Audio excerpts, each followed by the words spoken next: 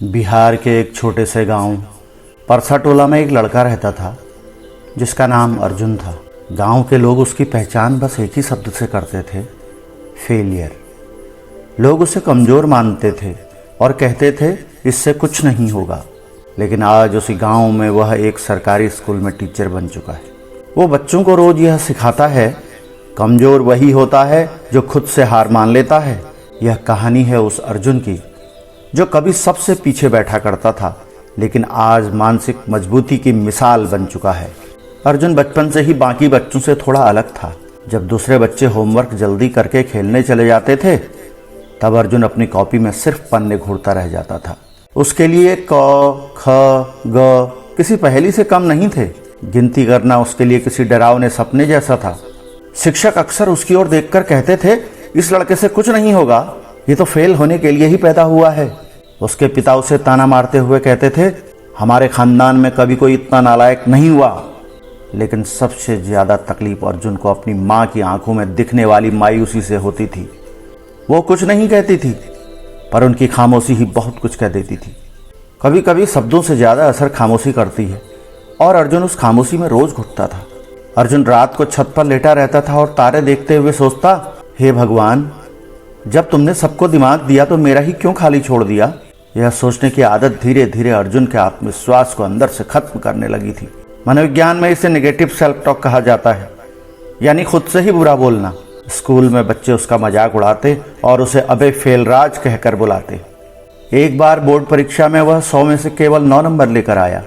उस दिन क्लास के सबसे पीछे बैठकर वह यही सोचता रहा, क्या मेरी किस्मत में सिर्फ शर्मिंदगी और नाकामी ही लिखी है। जब दुनिया हंसती है तब इंसान खुद से भी नजरें चुराने लगता है। एक दिन गांव में एक बुजुर्ग व्यक्ति आए जिनका नाम था श्रीनाथ सर। वह एक रिटायर्ड प्रिंसिपल थे और अब मंदिर के पास बच्चों को पढ़ाया करते थे। अर्जुन चुपचाप जाकर उनकी क्लास में बैठ गया। श्रीनाथ सर ने उससे पूछा, बेटा तुम्हें सवाल से डर लगता है या जवाब से। अर्जुन ने धीरे से कहा, सर मुझे अपने दिमाग से डर लगता है, वो काम ही नहीं करता। यह सुनकर सर मुस्कुराए और बोले, बेटा दिक्कत तुम्हारे साथ नहीं है, तुम्हारे सोचने के तरीके के साथ है। हम उस सोच को बदलेंगे। जब कोई आप पर भरोसा करता है ना, तब एक छोटी सी चिंगारी भी मसाल बन जाती है। श्रीनाथ सर ने अर्जुन को एक पुरानी डायरी थमाई और कहा, इसमें हर दिन एक लाइन लिखना, मैं बदल सकता हूँ। मनोविज्ञान के अनुसार इसे पॉजिटिव अफर्मेशन कहा जाता है।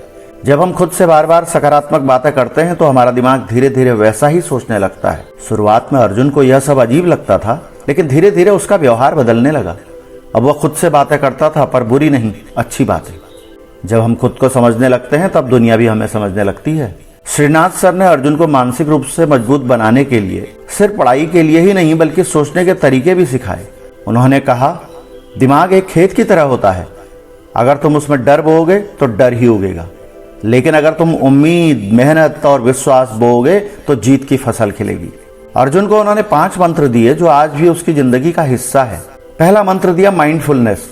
हर सुबह तालाब के किनारे 5 मिनट शांति से बैठना, अपनी सांसों को महसूस करना, अपने विचारों को देखना बिना किसी डर या भाग दौड़ के। धीरे धीरे अर्जुन ने सीखा कि मन कितना भी भटका हो उसे अपने पास लाया जा सकता है। जब हम वर्तमान में जीना सीखते हैं तो भविष्य भी अपना रास्ता दिखाने लगता है। श्रीनाथ सर ने दूसरे मंत्र के रूप में ग्रोथ माइंडसेट के बारे में बताया।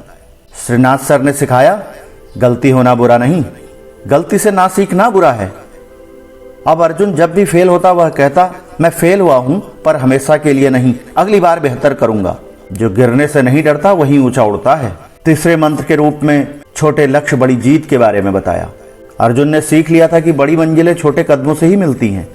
हर दिन बस एक शब्द, एक सवाल, एक नई बात सीखना, यही उसका नियम बन गया।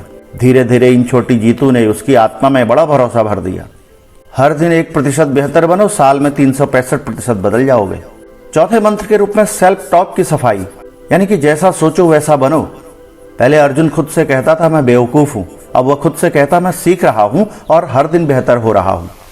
यह कोई जादू नहीं था, यह दिमाग की भाषा को बदलने की कला थी। पॉजिटिव सेल्फ टॉक यानी खुद से अच्छा बोलना अर्जुन का नया हथियार बन गया। अगर तुम खुद पर विश्वास नहीं करोगे तो दुनिया क्यों करेगी। और 5वें मंत्र के रूप में विजुअलाइजेशन यानी कि मंजिल को देखना और महसूस करना। हर रात सोने से पहले अर्जुन अपनी आंखें बंद करता और कल्पना करता, वो बोर्ड परीक्षा कॉपी में लिख रहा है, उसके नंबर आ रहे हैं, माँ मुस्कुरा रही है।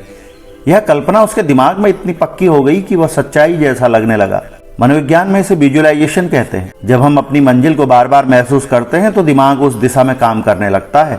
अगर आप अपनी जीत को देख सकते हैं तो आप उसे पा भी सकते हैं। श्रीनाथ सर ने कहा, अर्जुन ये मंत्र केवल पढ़ाई के लिए नहीं, ये जिंदगी जीतने के मंत्र हैं। अगर तुम इन्हें अपनाओगे तो तुम्हें कोई नहीं हरा सकता, ना एग्जाम ना जिंदगी। और सच में इन 5 मंत्रों ने अर्जुन को न सिर्फ पढ़ाई में बल्कि खुद से लड़ने की जीत दिलाई। 1 साल बाद फिर वही बोर्ड परीक्षा आई। इस बार अर्जुन के चेहरे पर डर नहीं था, उसकी आंखों में एक शांति थी।